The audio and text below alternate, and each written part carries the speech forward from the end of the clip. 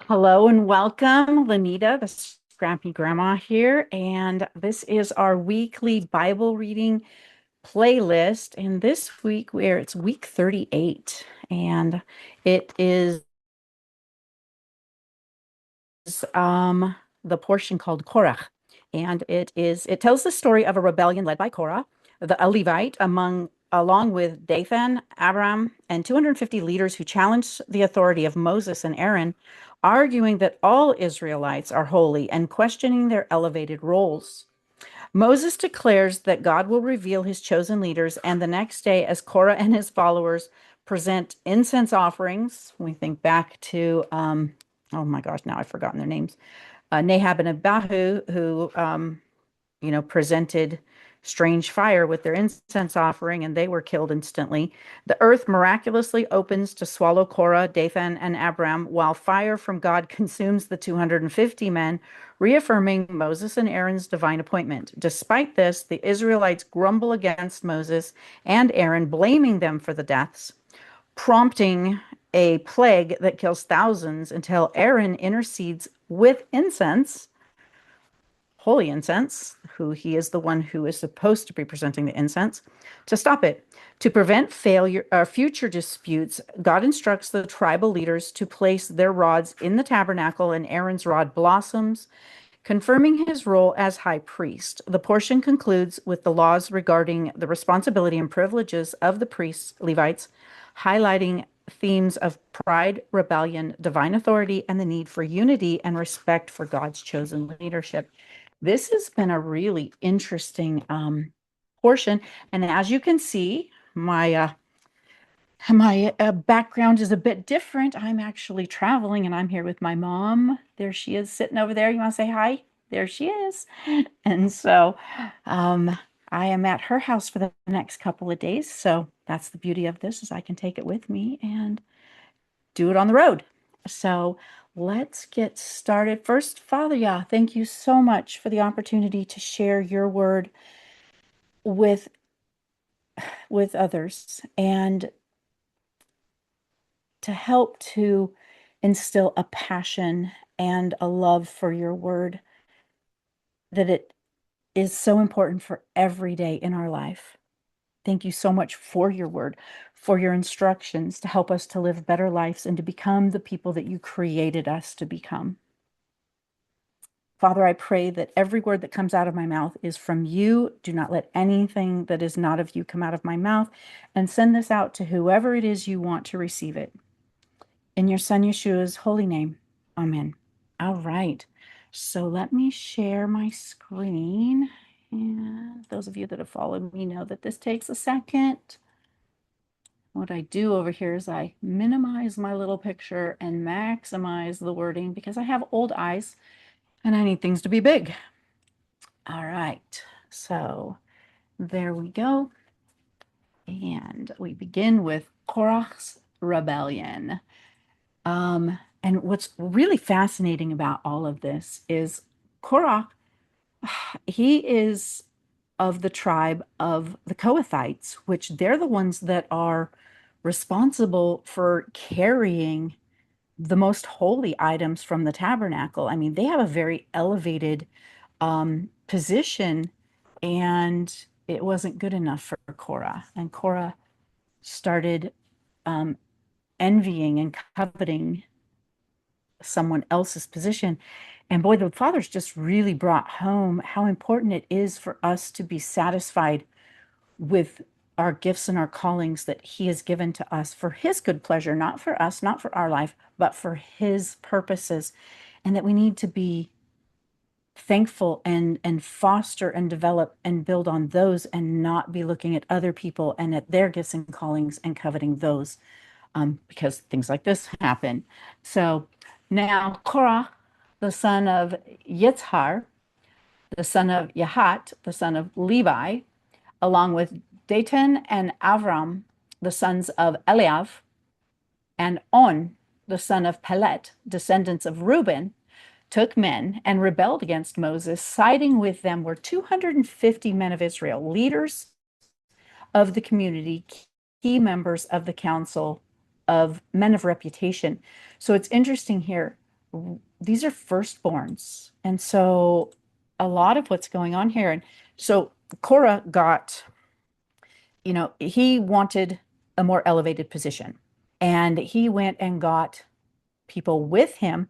So fascinating. Korah, the Kohathites, um, their position of their tribe is in the southern part of the tabernacle, and the Reubenites are in the southern part of the tribes. Remember, a couple weeks ago we did, there's three on the east, three on the south, three on the west, three on the north. And so the Kohathites are in close relation to where the Reubenites dwell. And so they were, and the Reubenites, Reuben, he's Levi's firstborn, but remember, he lost his firstborn status to Joseph because he slept with his father's concubine, with Bilhah.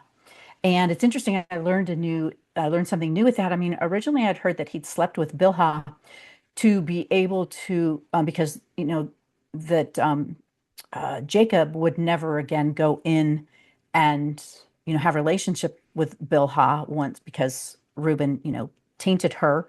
So, and Bilhah was Rachel's handmaiden, and all of her children were, essentially Rachel's children.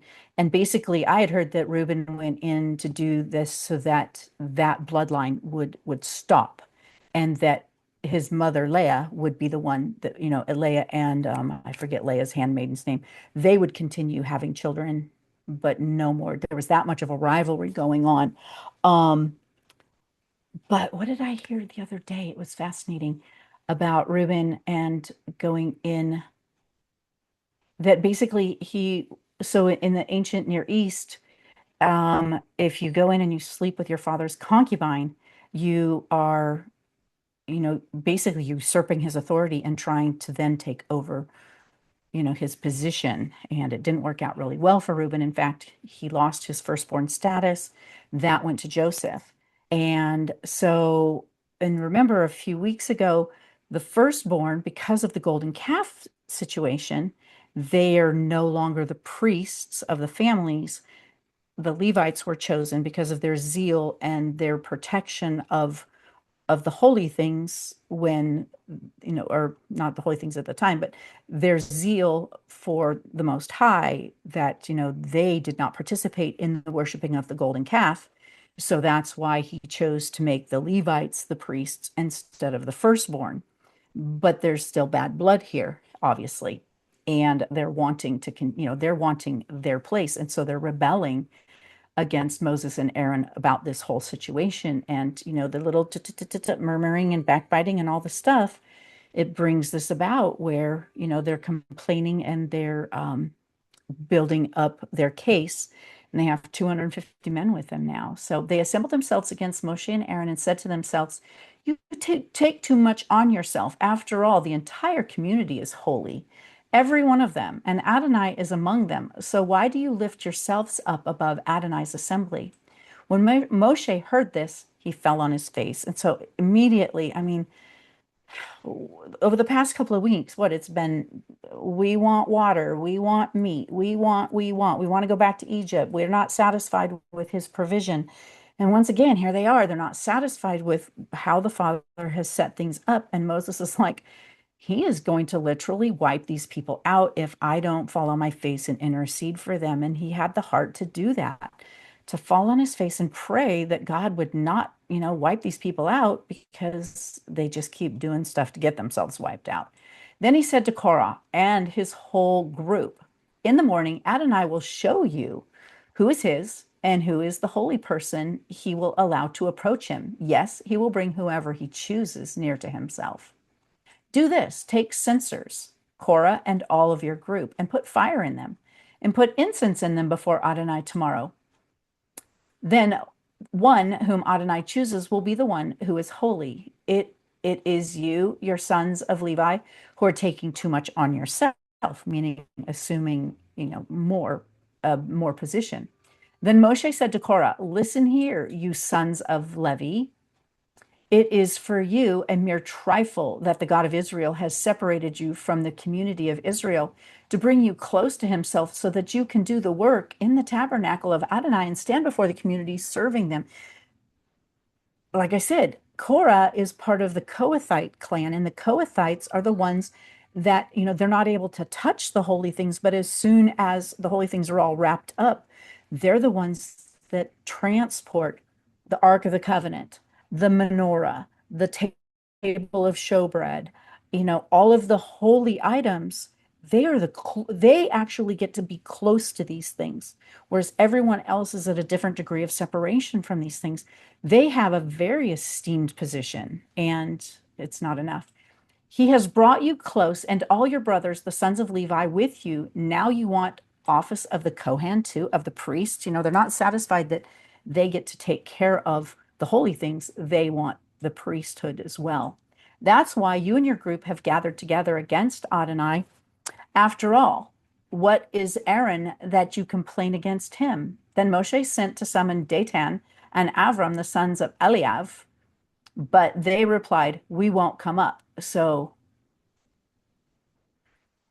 it is such a mere trifle bringing us up from the land flowing with milk and honey to kill us in the desert that now you arrogate to yourself the roles of dictator over us. So they're really being rebellious. You haven't at all brought us into a land flowing with milk and honey, and you haven't put us in possession of fields and vineyards. Do you think you can gouge out these men's eyes and blind them? We won't come up. So last week, they were presented with being able to go into the promised land. They were there, they were ready. And the evil report that came back from the 10 spies prevented it to where they had to turn around and go back out into the wilderness. And now they're all, complaining, saying that Moses made these decisions and not the Most High. And the thing is they're not complaining against Moses. They are literally complaining against God and his decisions. And that puts them into a very dangerous place. And we need to take heed of that and not complain with what he's given us, because murmuring and bickering and backbiting like these people are, you can see how he feels about it. Moshe was very angry and said to Adonai, "Don't accept their grain offering. I haven't taken one donkey from them. I have done nothing wrong to any of them." Moshe said to Korah, "You and your group be there before Adonai tomorrow, you, they, and Aaron. Each of you take his fire pan and put incense in it, every one of you. Bring before Adonai his fire pan, 250 fire pans, you two and Aaron, each one his fire pan." Each man took his fire pan, put fire in it, laid incense on it, and stood at the entrance of the tent of meeting with Moshe and Aaron. Korah assembled all the group who were against them at the entrance of the tent of meeting. Then the glory of Adonai appeared to the whole assembly. So everybody got to see this. And Adonai said to Moshe and to Aaron, "Separate yourselves from this assembly. I'm going to destroy them right now." Whoa. Like I've often said, I'd love to see lightning bolts hit certain people at certain times, but the reality is that's pretty, I really wouldn't. I say that, but it's not real. I would hate to see somebody struck down by lightning. It's a fun thought sometimes, but separate yourselves. I'm going to destroy them right now. They fell on their faces and said, "Oh God, God of the spirits of all humankind, if one person sins, are you going to be angry with the entire assembly?" Adonai answered Moshe, "Tell the assembly to move away from the homes of Korah, Dathan, and Abiram." Moshe got up and went to Dathan and Abiram, and the leaders of Israel followed him. There he said to the assembly, "Leave the tents of these wicked men. Don't touch anything that belongs to them, or you will be swept away in all their sins." So they moved away from all around the area where Korah, Dathan, and Abiram lived. Then Dathan and Abiram came out and stood at the entrance of their tents with their wives, sons, and little ones. Moshe said, "Here is how you will know that Adonai has sent me to do all of these things, and that I haven't done them out of my own ambition. If these men die a natural death like other people, only sharing the fate common to all humanity, then Adonai has not sent me. But if Adonai does something new, if the ground opens up and swallows them with everything they own, and they go down alive to Sheol, then you will understand that these men have had contempt for Adonai. They didn't have contempt for Moses. They had contempt for the position that the Lord gave them. The moment he finished speaking, the ground under them split apart. No earthquake, no nothing, just split open. Crazy, huh? I know. The earth opened its mouth and swallowed them up with their households, all the people who had sided with Korah and everything they owned. So they and everything they owned went down into Sheol. The earth closed over them, and their existence in the community ceased. All Israel around them fled at their shrieks, shouting, "The earth might swallow us too." Then fire came out from Adonai and destroyed the 250 men who had offered incense. 17. Aaron's staff buds. Adonai said to Moshe, "Tell Eleazar, the son of Aaron, the Cohen, to remove the fire pans from the fire and scatter the smoldering coals at a distance because they have become holy.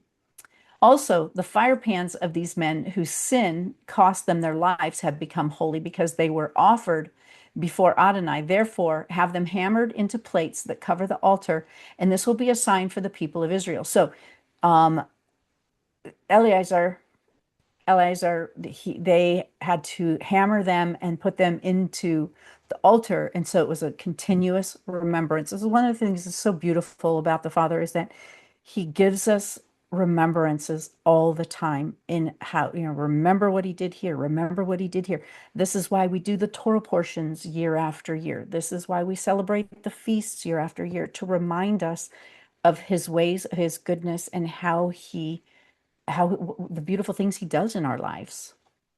Eleazar the Cohen took the brass fire pans which the men who had burned to death had offered, and they hammered them into a covering for the altar to remind the people of Israel that an ordinary person, not descendants from Aaron, is not to approach and burn incense before Adonai if he wants to avoid the fate of Korah and his group, as Adonai had said to him through Moshe.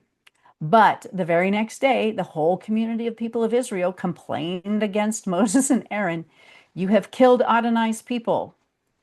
You know, how did Moses and Aaron make the ground open up? And how did they send out fire? They did not kill the people.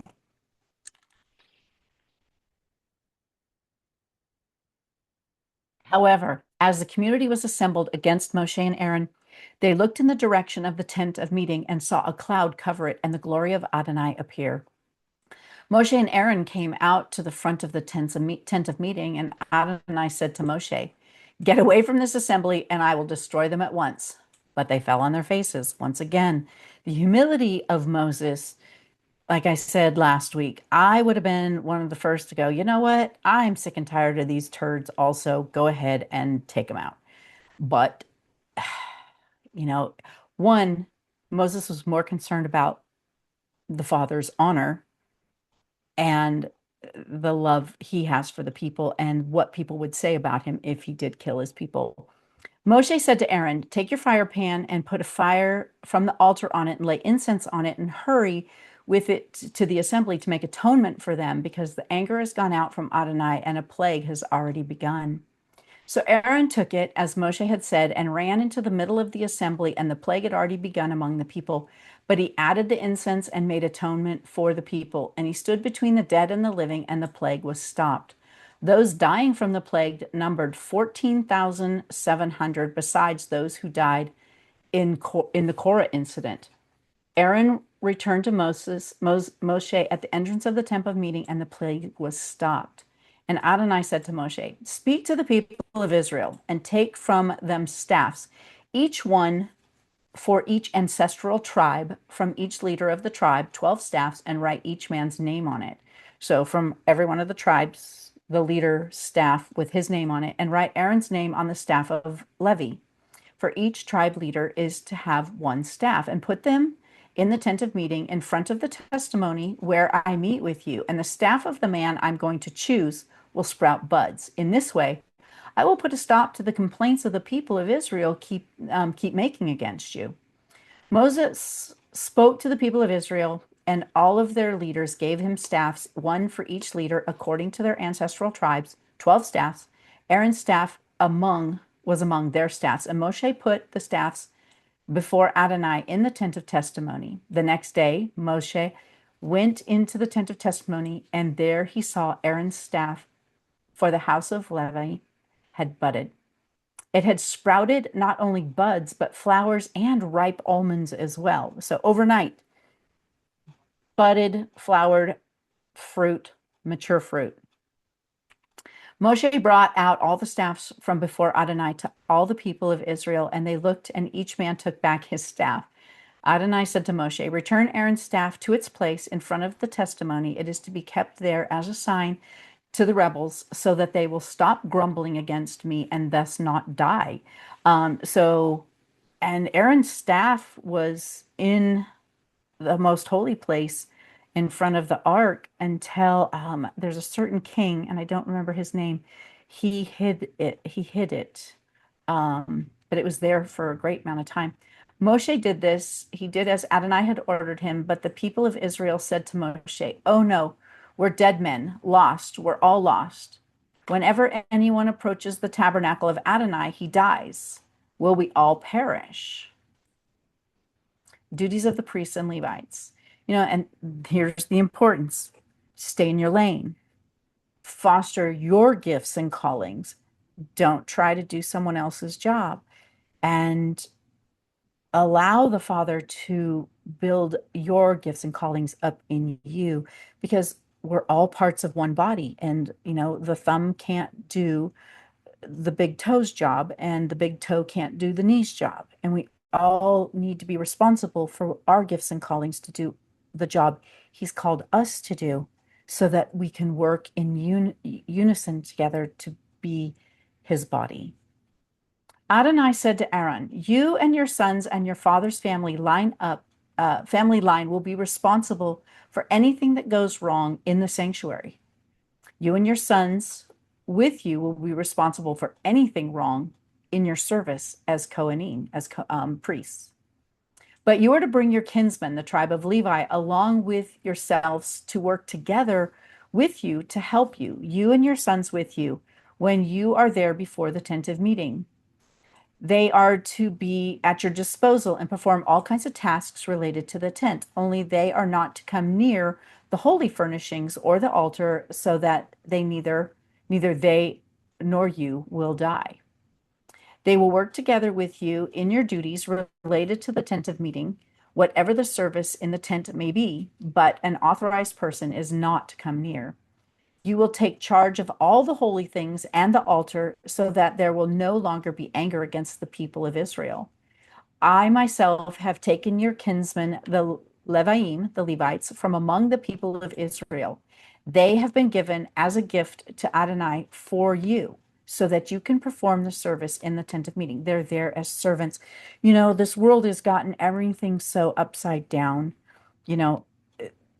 The priests, the priests and the Levites, all these elevated positions are actually the servants, and they're to help and not to be, and they're there to help the congregation, not to be served by the congregation. They're there to serve the congregation.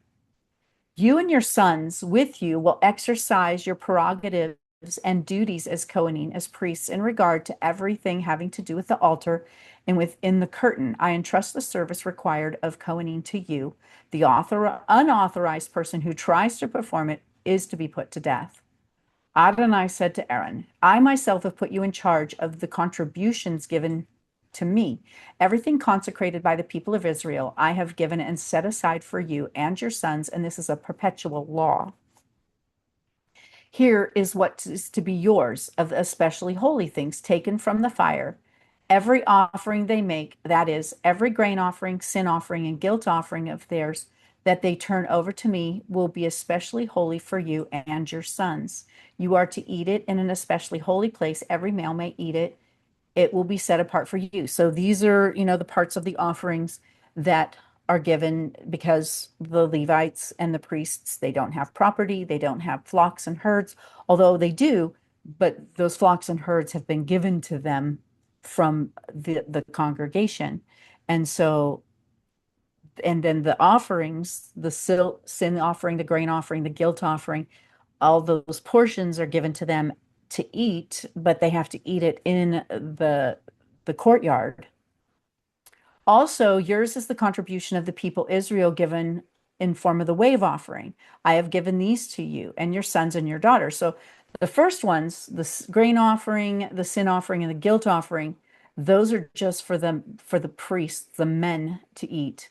But then the other contributions from Israel given in the form of the wave offerings, the sons and the daughters and all of the other family members can eat. And this is a perpetual law. Everyone in your family who is clean may eat it. So meaning that, they haven't touched a dead person or, you know, the things that make them unclean at the time.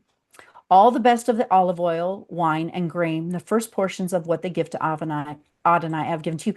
And so that they receive as their portion the best of the land, in that all of the offerings that are brought are the firstborn without blemish, fine flour, the first pressing of the olive oil, all of the premium things. This is what they get to live on. And it's given to them as their portion, not so much as a wage, but as, he's providing for them. They don't have to earn a wage. These are their provision. This is their provision. The first produce to ripen of all that is in your land, which they bring to Adonai, is yours. Every clean person in your family may eat it. Everything in Israel which has been consecrated unconditionally is to be yours. Everything that comes first out of the womb, all living things which they offer to Adonai, whether human or animal, will be yours. However, the firstborn of a human being you must redeem, and the firstborn of an unclean beast you are to redeem. So I think like the donkey is redeemed by, I'm not sure, and the firstborn human males are redeemed by shekels. So that's where they get their money, is from the redemption of the firstborn males. The sum to be paid, here we go. The sum to be paid for redeeming anyone a month or over is to be 5 shekels of silver, which is 2 ounces. As you value it using the sanctuary shekel, this is the same as 20 gerahs. But the firstborn of an ox, sheep, or goat, you are not to redeem, because those are clean animals. They're holy. You are to splash their blood against the altar and make their fat go up in smoke as an offering made by fire, as a fragrant aroma for Adonai. Their meat will be yours, like the beast that is waved, and the right thigh, they will be yours. All the contributions of holy things which the people of Israel offer to Adonai, I have given to you, your sons and your daughters with you. This is a perpetual law, an eternal covenant of salt before Adonai for you and your descendants with you. And just when we were in Tennessee, I learned about the salt covenant. And we actually, Rusty and I started practicing it during Shabbat. The salt covenant is an intimate covenant that you are coming in, and it's a lifelong covenant that you promise to care for and be there, and take care of whoever you're in salt covenant with. It's really beautiful. So Adonai said to Aaron, you are not to have any inheritance or portion in their land. I am your portion and inheritance among the people of Israel. So they don't have any land. They minister. Once again, they serve the congregation. They take care of the tabernacle. They set it up. They tear it down. They clean it. They take care of it. They offer all the sacrifices. They take care of all of that. But their portion is all of these beautiful, holy things that are brought, the first of the field, the first of the fruits, all of the premium things from the land. To the descendants of Levi, I have given the entire tenth of the produce collected in Israel. It is their inheritance in payment for the service they render for the tent of meeting. So this is their what's it called? Their wage. It's their payment. From now on, the people of Israel are not to approach the tent of meeting, so that they will not bear the consequences of their sin and die. Only the Leviim, the Levites, are to perform the service of the tent of meeting, and they will be responsible for whatever they do wrong. This is a permanent regulation throughout all your generations. They are to have no inheritance among the people of Israel, because I have given the Leviim, the Levites, as their inheritance the tenth of the produce which the people of Israel set aside as a gift for Adonai. This is why I have said to them that they are to have no inheritance among people. So the people bring their tenth, their tithe in, and they give that all belongs to the Levites. Adonai said to Moshe, tell the Leviim, when you take from the people of Israel the tenth of the produce which I have given to you from them as your inheritance, you are to set aside a gift for Adonai, 1/10 of the tenth. So when they get their tithe from the people, then they take 10%, and that is set aside for Adonai. The gift you set aside will be accounted to you as if it were grain from the threshing floor, grape juice from the wine vat. In this way, you will set aside a gift for Adonai for all your tenths that you receive from the people of Israel. And from the tenths you are to give to Aaron the Cohen, the gift set aside for Adonai. So that goes, those go to Aaron the high priest, is the tenth of the tenth. From everything given to you, you are to set aside all that is due Adonai, the best part of it, its holy portion. Therefore, you are to tell them, when you set aside from it its best part, it will be accounted to the Leviim as if were grain from the threshing floor, grape juice from the wine vat. You may eat it anywhere, you and your household, because it is your payment in return for your service in the tent of meeting. Moreover, because you will have set aside from its best parts, you will not be committing any sin because of it, for you are not to profane the holy things of the people of Israel, or you will die. I think, yep, that was the end of that. And then, I'm sorry, I didn't give you the readings. It was Numbers 16:1 through 18:32. And now the Haftorah is 1 Samuel, right there, and 11:14, right down here, through 12:22. The kingdom is renewed. The people said to Samuel, who are the men who said that Shaul is to rule over us? Hand them over to us so that we can put them to death. But Shaul said, no one will be put to death today, because today Adonai has rescued Israel. Then Samuel said to the people, come, let us go to Gilgal and inaugurate the kingship there. So all the people went to Gilgal, and there in Gilgal before Adonai, they made Shaul king.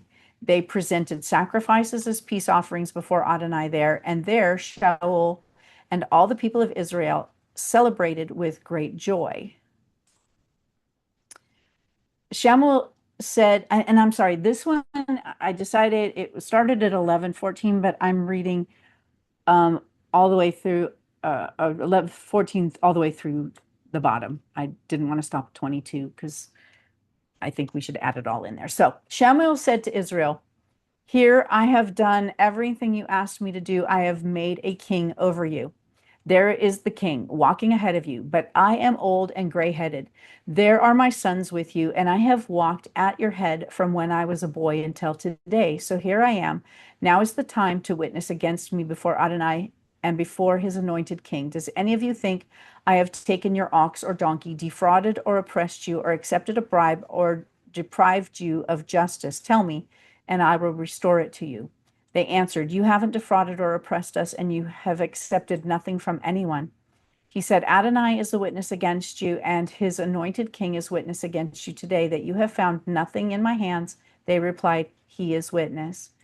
Shemuel said to the people, it was Adonai who appointed Moshe and Aaron, and who brought your ancestors up from the land of Egypt. Now hold still, because I am going to enter into judgment with you before Adonai regarding all of the righteous acts of Adonai that he did for you and your ancestors. After Jacob had entered Egypt, your ancestors cried to Adonai, and Adonai sent Moshe and Aaron, who brought your ancestors out of Egypt and had them live here in this place. But they forgot Adonai, their God. They forgot Adonai, their God. So he handed over them to Sisera, commander of the army of Hatzor, and to the Philistine, and to the king of Moab, and they fought against them. But they cried to Adonai and said, we sinned by abandoning Adonai and serving the Baal, and Ashtaroth. But now, if you rescue us from the power of our enemies, we will serve you. So Adonai sent Jerubbaal, Badan, Yafich, Yefach, that one I can't get. Shamuel, and rescued you from the power of your enemies on every side, and you lived securely. When you saw that Nahash, the king of the people of Ammon, was attacking you, you said to me, no, we want a king to rule over us, when Adonai, your God, was your king. See, they were never meant to have a king, but once again, they wanted to be like the world instead of set apart, which he originally planned. And it has not gone well. So now here's the king you have chosen, the one you asked for. See, Adonai has put a king over you. If you will fear Adonai, serve him, and obey what he says, and not rebel against Adonai's order, if both you and the king ruling you remain followers of Adonai your God, then things will go well for you. But if you refuse to obey what Adonai says and rebel against Adonai's orders, then Adonai will oppress both you and your leaders. Now, therefore, now that's a really important thing. Look at that. Because where are we at today in this world? If you refuse, so let's go back. If you will fear Adonai and serve him and obey what he says and not rebel against his orders, if both you and the king ruling you remain followers of Adonai, then things will go well. That says a lot for our world today. But if you refuse to obey what Adonai says and rebel against Adonai's order, then Adonai will oppress both you and your leaders. Now, therefore, hold still and see the great deed which Adonai will perform before your very eyes. Now is wheat harvest time, isn't it? I'm going to call on Adonai to send thunder and rain. Then you will understand and see how wicked, from Adonai's viewpoint, is the timing you have done in asking for a king. The Most High, Adonai, was supposed to be their king. They were supposed to be ruled and directed by him, and not like a worldly king. But they cried out and wanted, so he gave them Saul, which didn't end up well. Shemuel called Adonai, and Adonai sent thunder and rain that day. Then all the people became very much afraid of Adonai and Samuel the prophet. All the people said to Shemuel, pray to Adonai your God, for your servants, so that we won't die, because to all our other sins now we have added this evil as well, asking for a king over us. Shamuel answered the people, don't be afraid, you have indeed done all this evil, yet now just don't turn away from following Adonai, but serve Adonai with all your heart. Don't turn to the side, because then you would go after useless things that can neither help nor rescue. They are so futile. For the sake of his great reputation, Adonai will not abandon his people, but it has pleased Adonai to make you a people for himself. As for me, far be it from me to sin against Adonai by ceasing to pray for you. Rather, I will continue instructing you in the good and right way. Only fear Adonai and serve him faithfully with all of your heart, for think what great things he has done for you. However, if you insist on doing wicked things, you will be swept away, both you and your king.